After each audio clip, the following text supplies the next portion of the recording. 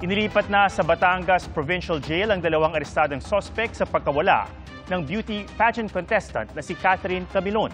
Mag-iisang taon nang nawawala ang biktima at sa pagka-aresto ng mga sospek, nabuhayan ng loob ang kanyang pamilya. Saksi, si June Veneracion. Oktubre nung nakaraang taon nang maiulat na nawawala ang beauty pageant contestant na si Catherine Camilon. At hanggang ngayon, hindi pa rin siya nahahanap. Pero nitong Sabado lang, nahuli sa Balayan, Batangas sa mga pangunahing sospek sa kanyang pagkawala. Arestado si dismissed Police Major Alan De Castro na huling nakasama ni Camilon at sinasabing nobyo niya. Bagay na itinanggi noon ni De Castro. Naaresto din ang driver ni De Castro na si Jeffrey Magpantay na itinanggi namang may kinalaman siya sa pagkawala ng pageant contestant. Based po sa ating operative yung naghuli sa kanila is naging cooperative naman po sila. Una silang ikinulong sa Balayan Municipal Police Station bago inilipat sa Batangas Provincial Jail. Naharap sila sa kasong kidnapping at serious illegal detention na walang piyansa. Dahil sa pagkakaaresto ng dalawang sospek, muling nabuhay ng loob ang ina ni Catherine.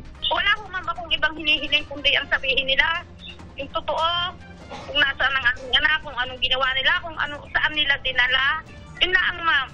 Sa simula ma'am, wala na po akong hiniling na iba kundi ang malaman kung nasaan po ang aming anak. Maraming pinagdaanan ng kaso ng pagkawala ni Catherine. Nauna itong ididismiss ng Regional Prosecutor's Office dahil kulang sa ebidensya. Pero muling nabuhay nang maghain ng motion for reconsideration.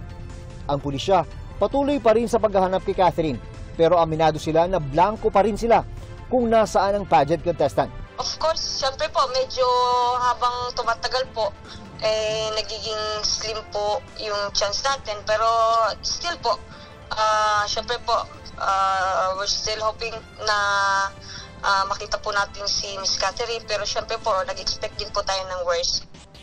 Sa totoo lang, ma'am, ang sakit, ma'am, nandun yung maraming isipin, nandun ho yung takot at saka hirap sa pakiramdam na nandyan sila pero wala ho ang aming anak.